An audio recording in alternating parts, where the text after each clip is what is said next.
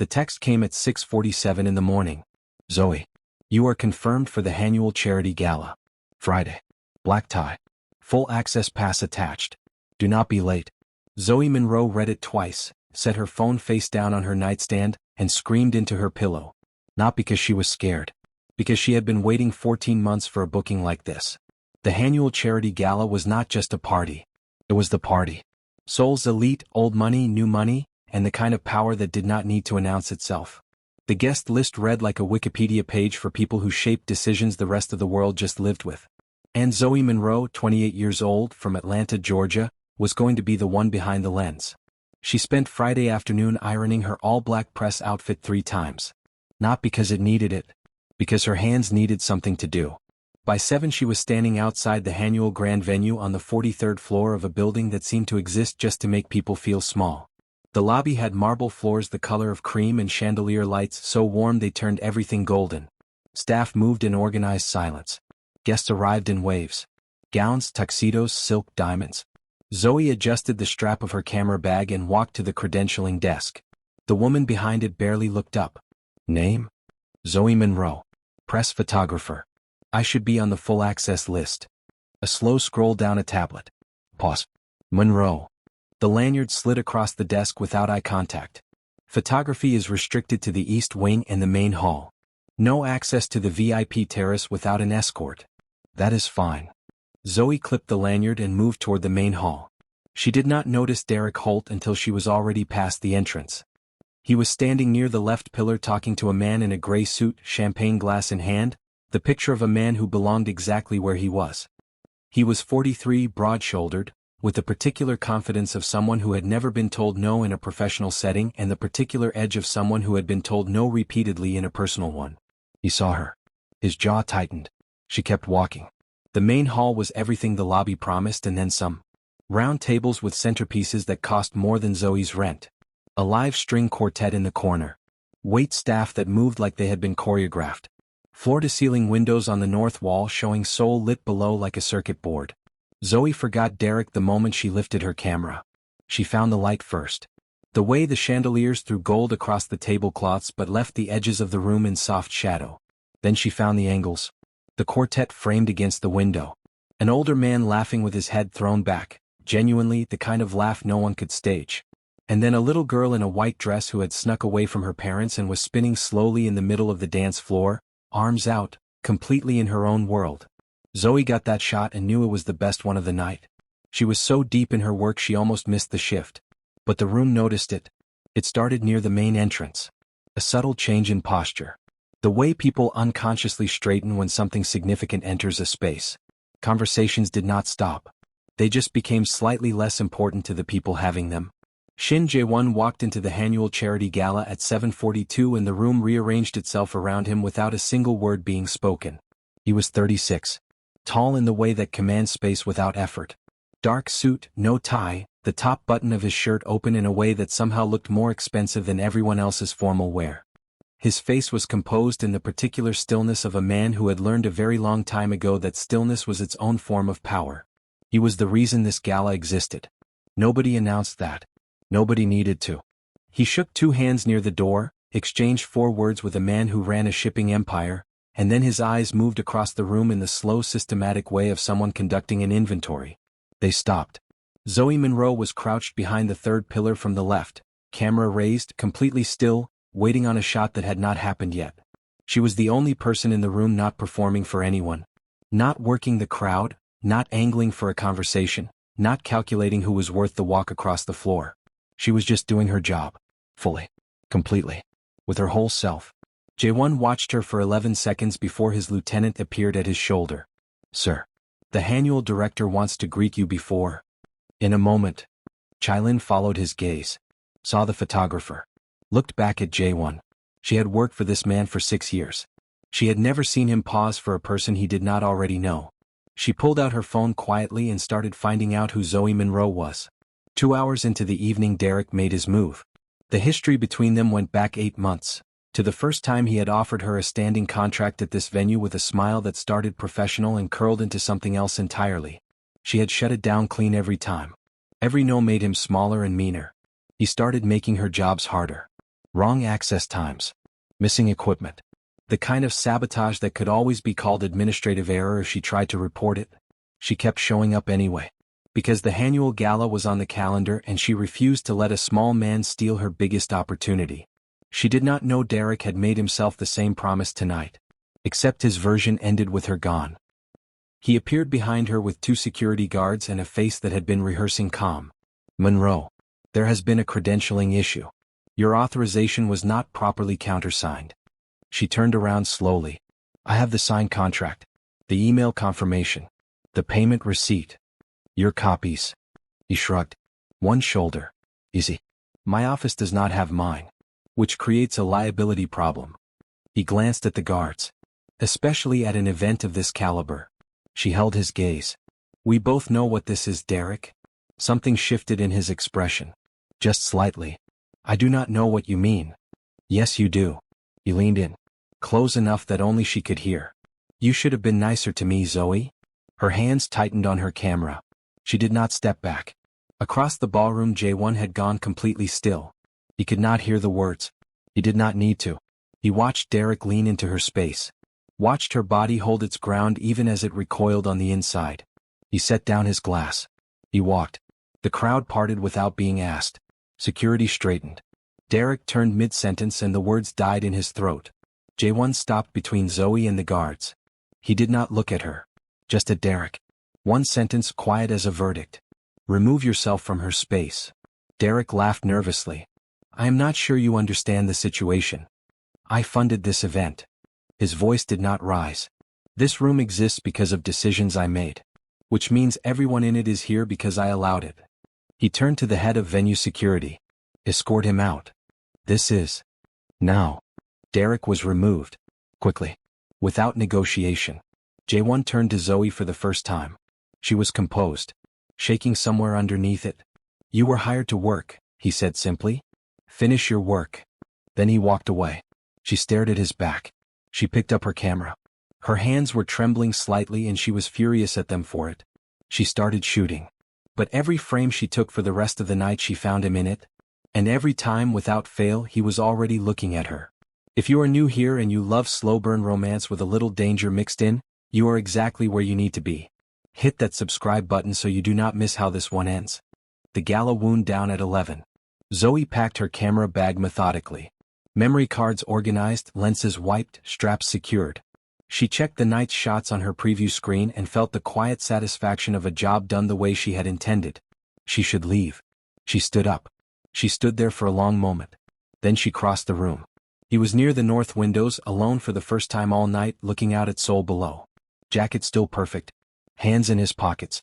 Something about the slight drop of his shoulders, the looseness that had not been there all evening, made him look like a different version of the same man. She stopped 2 feet behind him. Excuse me. He turned. I wanted to say thank you. She kept her voice even. What you did tonight, I know you had no reason to do that. And I am not someone who has trouble advocating for herself, but he had built the situation so that my hands were tied and... She stopped herself from over-explaining. Thank you. It meant something. He looked at her for a moment. You did not need saving. No. But I needed one door opened. She held his gaze. You opened it. Something moved through his expression. Not quite a smile. The architecture of one. He had been doing this to you for a while. It was not a question and it stopped her slightly. Yes. I could tell. His eyes were steady on her face. The way you held your ground, that was not the first time you had held it with him specifically. She was quiet for a beat. No. It was not. You should not have had to walk into tonight carrying all of that. Zoe looked at him. This man she had met 3 hours ago. This stranger who had walked across a ballroom with nothing to gain and left without asking for a single thing in return. Why did you do it? She asked. He considered the question like it deserved consideration. Because you were the only person in this room tonight who was fully here for the work. Without performing it for anyone. Pause. And because he leaned into your space the wrong way and that told me everything I needed to know. He met her eyes. That deserves a response. She did not have an immediate answer for that. I am going to be thinking about this conversation for a while, she said. Good. Simply. Then, have dinner with me. She looked at him. Tomorrow, he said. 7 o'clock. You do not know me. I know you held your ground in front of 2 security guards and a man with twice your professional leverage and never once raised your voice. He tilted his head. I know you took a photograph of a little girl spinning on an empty dance floor that is probably the best image taken in this building in years. I know you came across this room to say thank you when most people would have just left. He held her gaze. I know enough. She studied him. The stillness. The way he was watching her like her answer mattered, but he was not performing anxiety about it. One dinner, she said. One dinner, he agreed. He held out a card. She took it. Their fingers almost touched. She walked to the elevator. She did not look back. She knew without looking that he watched her go. The restaurant had no sign outside. Zoe almost walked past it twice before a man in a dark suit appeared at a door she had not noticed and said her name. She followed him up 2 flights of stairs and came out onto a rooftop that stopped her mid-step. Seoul spread out in every direction below, lit and alive. The rooftop itself was simple. 3 tables, only 1 set, small candles, no excess. The air was clean and slightly cool and smelled faintly of jasmine from somewhere she could not locate. Jae-won was already there. Jacket off. Sleeves rolled to the elbow. He stood when she came out and she noted without meaning to that he looked more himself without the full armor of the evening before. Less performance. More person. You found it, he said. Barely. She sat across from him. There is no sign. I know. Is that intentional? Yes. She picked up the water glass that was already full. Privacy? Preference. He poured wine without asking if she wanted it. She let him. I do not like spaces where I have to be seen being somewhere. She looked at him. That is an interesting thing for a man who runs a charitable foundation to say. The foundation is visible. I do not have to be. They ate. They talked. Real talking, the kind that does not announce itself as important but that you remember in pieces for weeks afterward. He asked about her work. Not politely. Specifically. She told him about the Busan series, a fish market at 5 in the morning, women who had worked the same stalls for 40 years, the gray honest light that did not flatter anything and was therefore the most beautiful light she had ever worked in. He listened without filling the space. When she finished he said, What do you want the work to be? Eventually. Where does it go? She had not expected the directness. I want to shoot the people nobody commissions work about. Build something that outlasts the commercial portfolio. Something someone finds in 30 years and feels like they actually met real people. Then why are you still doing the commercial work? Bills. He nodded like that was exactly the right answer. By the time the food was gone and the wine was half finished and Seoul below had quieted into its late-night register, he walked her down to the street. No car waiting. Just the 2 of them on a quiet block. She turned to face him. Thank you for dinner. He looked at her the way he had at the gala, like she was something he was being deliberate about. Like patience was a decision he kept making. Same time next week, he said. She raised an eyebrow. That confident? No. He held her gaze. That's certain. She walked to her car. She allowed herself one look back. He was still standing there. She drove home and sat in her parking spot for 4 full minutes before she could make herself go inside. Where are you watching this from right now? Drop your city or your state in the comments. I want to see how far this story is traveling. 3 weeks was enough time to develop a problem. That was the only word Zoe had for it. Because what else do you call it when you catch yourself checking your phone between shots on a Tuesday morning? When you replay a specific conversation at 2 in the morning when you should be editing? When a man sends you one sentence, the jasmine is better on the south side of the roof tonight, and you smile before you have finished reading it? Problem. They had dinner again the following Friday. Then a Sunday afternoon at a ceramics market in Insadong because she had mentioned offhand that she liked shooting craft markets. He did not make a production of it. He just sent an address and a time and was standing outside when she arrived. He walked beside her for 2 hours and said almost nothing, and somehow that was the best afternoon she had had in months. He called on Tuesdays. Not texted. Called. Nobody calls anymore, she told him on the second Tuesday. I know. It is a lot. Is it too much? She was on her couch, staring at the ceiling. No, she said. It is not too much. She heard something in his breath that was not quite a laugh. Good. She was falling and she was scared of it and she kept going anyway. Then came the Saturday he called and asked if she was free that evening. For dinner, she asked. Pause. For a gathering. People I work with. Another pause. I want you to meet them. She went quiet. You do not have to, he said. And he meant it. No pressure in his voice, no performance. I will be there, she said. The address was a private residence in Hanam-dong. A house, not an apartment, which in Seoul meant something specific about the magnitude of resources behind it.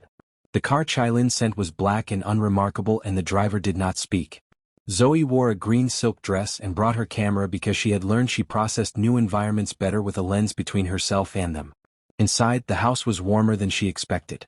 Bookshelves along 3 walls. Low lighting. Maybe 20 people in small groups with drinks and easy conversation. It looked almost like a dinner party. Almost. The men were the tell. Not their suits. Their eyes. The way they tracked movement. The way they positioned themselves with their backs to walls and clear sight lines to every exit. A woman near the bookshelf was having a conversation about wine regions in France but had a line of sight to 3 doors. These were people who lived the way Jae-won did. Like the world was something to be managed. He found her within 30 seconds of her arriving. Put his hand briefly at the small of her back, a gesture so short it was almost not a gesture at all, and said, "You came. I said I would."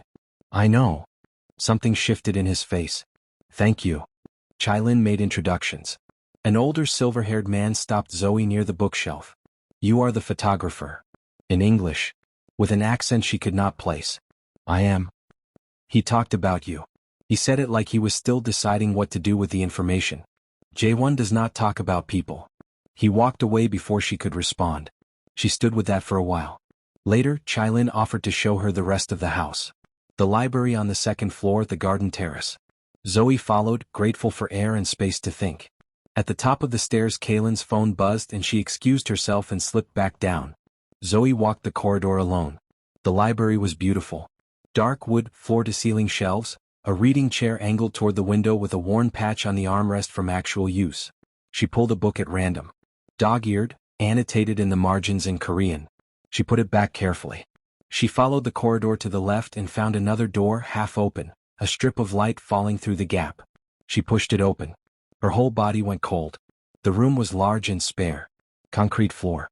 A metal table in the center. A man was seated at it, wrists bound, head down, shoulders shaking. 3 of Jae-won's men stood around him in silence. And Jae-won stood at the far end, jacket off, sleeves rolled, holding a blade in his right hand that caught the light in a way she understood immediately and wished she did not. Before she could move, one of his men barked something in sharp-clipped Korean. The man at the table screamed. Zoe's hand flew to her mouth. The strap of her camera bag knocked against the doorframe. Jae-won looked up. For one suspended second they looked at each other across the room. His face moved through something she could not name. Not surprise. Something older.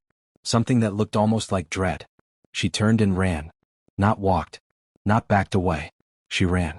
Back down the corridor, past the library, down the stairs, through the main room where guests were still standing with their drinks and their easy conversation and absolutely no idea, through the front door and down the stone steps toward the gate. She was almost at it when his voice came from behind her. "Zoe." She kept walking. "Zoe. Stop. Do not." Her voice came out harder than she expected. She did not turn around. "Do not say my name like that right now." She heard him close the distance. Not running. He never ran. Just that even deliberate walk that ate up space without appearing to. He came around in front of her and stepped into her path. She stopped because she had to. She looked at him, really looked, for the first time since the corridor.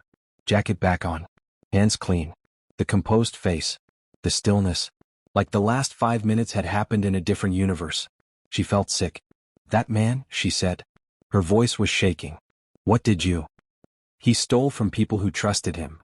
Flat. No apology in it. He was warned twice. "That is not, Jae-won, you cannot just..." She stopped. Pressed her hand to her forehead. "I walked into that. You brought me to your home and I walked into that. That room was locked."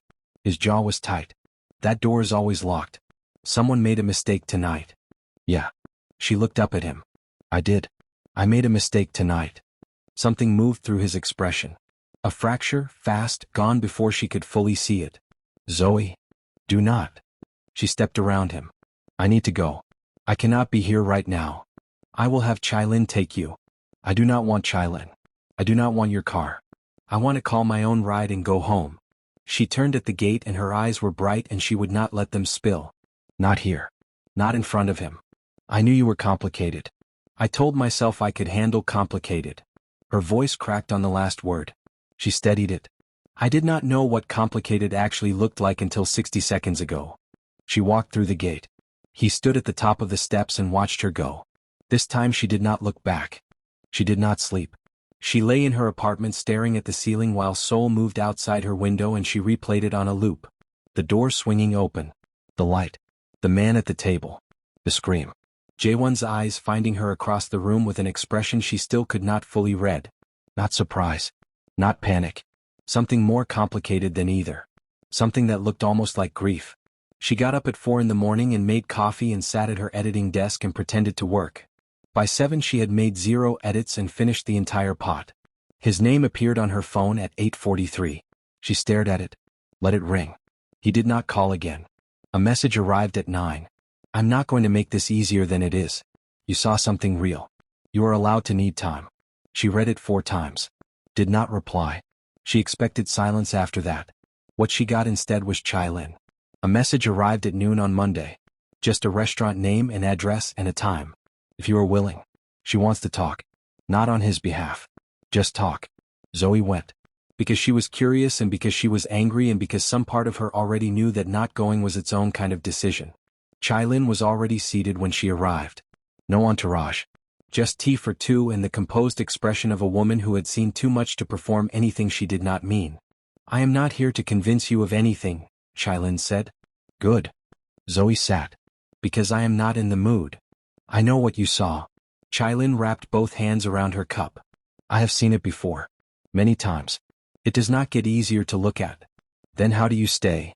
Because I understand the world it lives in. She met Zoe's eyes. I'm not asking you to understand it.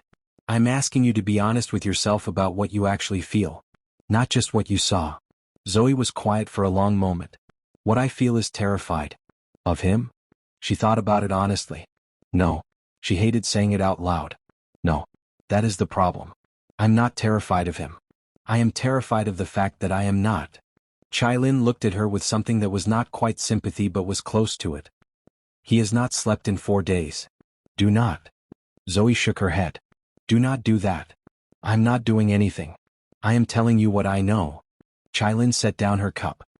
He sat with me the morning after and said, and I am only telling you this because he would never say it to you himself, he said he was glad you ran. That it meant you understood what you were looking at and did not try to excuse it. Pause. He said it was the first time in years someone had looked at him and seen the whole thing.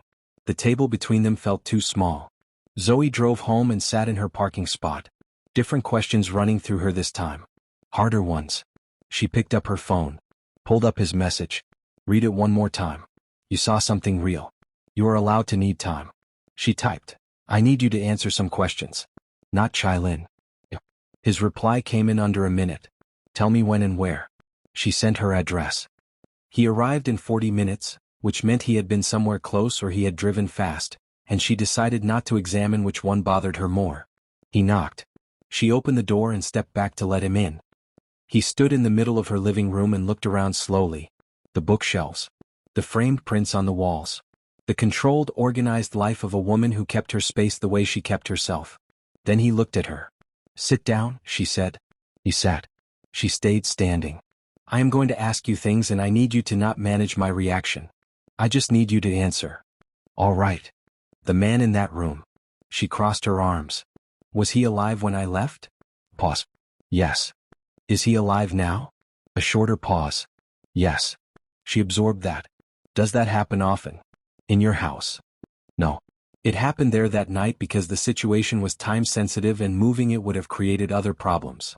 His eyes did not leave her face. I do not offer that as an excuse. Just as fact. Is this your life? Not sometimes. Regularly. Yes. She looked at him steadily. And you thought you could bring me into that world. I thought you deserved to see it before you decided. His voice was even. But underneath the composure she could hear it now, the thing that had been there since the night of the gala. Something that was not performance. I did not plan for you to see it like that. But I did not plan to hide it from you either. He leaned forward, elbows on his knees. I have been with women who knew half of what I was and told themselves the half they knew was enough. I did not want that with you. Why not? Why is it different with me? He was quiet for a long moment. Because you notice things. He said it simply. The way you see people through your camera in conversation, You do not let people be less than they are. You do not allow softening. He held her gaze. I did not want to be softened. I wanted you to see me completely and make a choice that was actually yours. Zoe uncrossed her arms. She sat down across from him.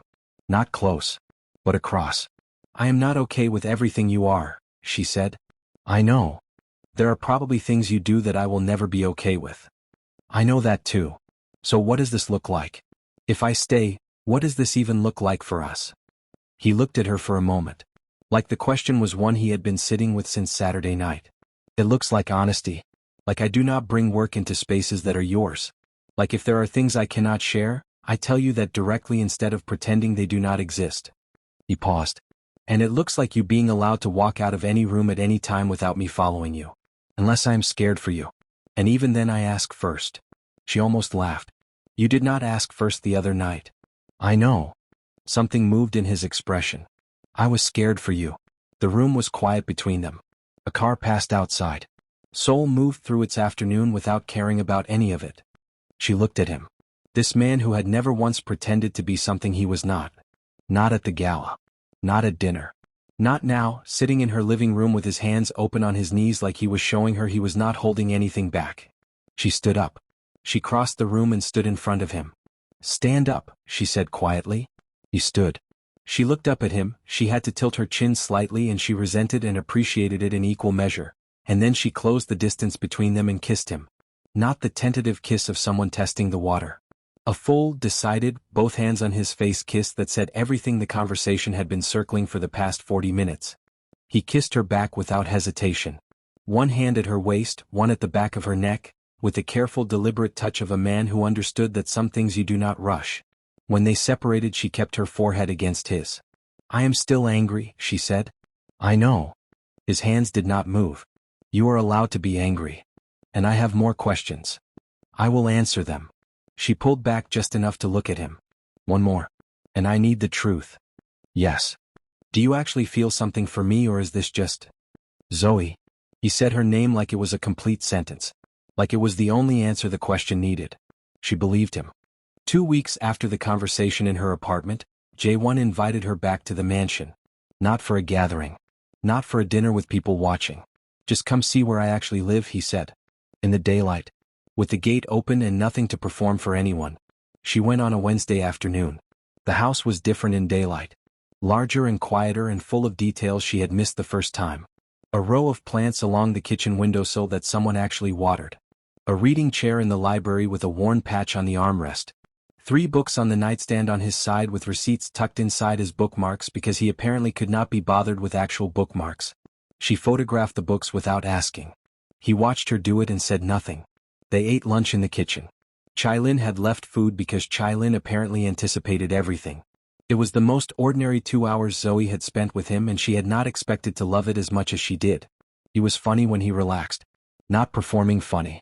Just dry and precise and occasionally devastating in the timing of a single word. She found herself laughing 3 times before noon. After lunch he walked her through the garden.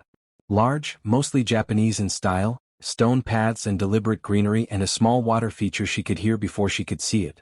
The jasmine was there. Along the south wall, a climbing vine that had grown thick and unbothered over years. This is what you kept texting me about, she said. Yes. She looked at it. Then at him. You pay attention to a jasmine vine. I pay attention to things that are worth it. She looked back at the vine and was quiet for a moment. Can I ask you something without you answering it like a job interview? You can try. Do you ever think about getting out? Any part of it? He was quiet for long enough that she turned to look at him. Some parts are already gone, he said. The organization is smaller than it was. More legitimate than it was 10 years ago. That has been a deliberate process. He paused. I'm not going to tell you I will be a different person in 5 years. I do not know that. But the direction has been going one way for a while. Towards something cleaner. Towards something I can explain. He looked at her directly. Not everything. But more of it. She nodded slowly. It was not everything she might have wanted to hear. But it was honest. And she had decided a long time ago that honest was worth more than perfect. That evening as the light went gold and low over the garden walls, they sat on the terrace with tea and the kind of silence that did not need filling. Her camera was in her lap. She had not raised it in over an hour. Jae-won. He looked at her. I want to be with you. She said it plainly, the way she said everything once her mind was made up. Not in the almost way we have been doing it. Properly. With whatever that means in your world and mine. He looked at her for a moment. Something moved through his face. Not surprise. He had stopped being surprised by her weeks ago. Something deeper than that. You understand what you are saying? He said. Not a question. He needed to hear that she did. I understand that your life is complicated and occasionally terrifying and that I saw something in that room 3 weeks ago that I will not unsee. She held his gaze. I also understand that you walked across a ballroom for a stranger with nothing to gain. That you sat in my living room with your hands open and told me the truth even when the truth was not good. That you let me be angry and did not try to manage it. She paused. I understand that nobody has looked at my work the way you do. Really looked at it. A beat. I am choosing the whole thing. Even the parts that scare me. He set down his cup. He reached across the small space between them and took her hand. Turned it over slowly in both of his. Like he was reading something written there. I will be honest with you, he said. About the things I can be honest about. There will be things I cannot share and I will tell you that directly instead of hiding them. I will not bring what I do into what we are. He looked up at her. And what you are to me, that is a separate country. Nobody touches it. Nobody gets near it. She looked at their hands. His wrapped around hers. Then up at his face. Then we are doing this, she said. We are doing this, he agreed. He kissed her there in the garden with the jasmine around them and the gold light going soft and soul humming somewhere below the walls. Different from the first kiss. Less urgency, more permanence. The kiss of two people who had seen each other's difficult edges and decided to stay anyway. When they pulled apart, she looked at him for a long moment. She reached for her camera. She raised it. He went still. Not uncomfortable. Just careful the way he was with everything that mattered. She found the angle. The garden light behind him. The open collar of his shirt. That small scar on his cheekbone she had been cataloging since the first night they met. She took the shot. Then she lowered the camera and turned the screen so he could see it. He looked at it. The version of himself nobody arranged or approved. Unguarded. Fully present. Caught in a moment he had not prepared for. He was quiet for a long time. That one, she said. That is the one I am keeping. He looked from the image to her face. And the smile that crossed his, slow, rare, completely unguarded, was one she had never seen before and suspected very few people ever had. Then keep it, he said. She did. Zoe Monroe had spent years making sure she needed nobody. She had built her life into something clean and sufficient and entirely her own, and she had been proud of that. She still was. But she had learned something in the past 2 months that she had not expected to learn. That choosing someone, fully, with your eyes open, knowing all the complicated and difficult and sometimes terrifying things that came with them, was not weakness. It was the bravest photograph she had ever taken. And Shin Jae-won, who had moved through the world like a closed door for 36 years, found that one woman with a camera and a stubborn chin and the courage to walk across a ballroom and say thank you had gotten through every wall he had ever built. Not by force. Just by being exactly who she was. And that, he decided, was the most dangerous thing he had ever encountered. He did not mind at all. If this story moved you, if you felt every bit of that gala scene in that rooftop in that garden, then you already know what to do. Subscribe because there are more stories exactly like this one coming and you do not want to miss them. And drop a comment right now. What was the moment you knew Zoe was going to choose him? I want to know exactly when you felt it.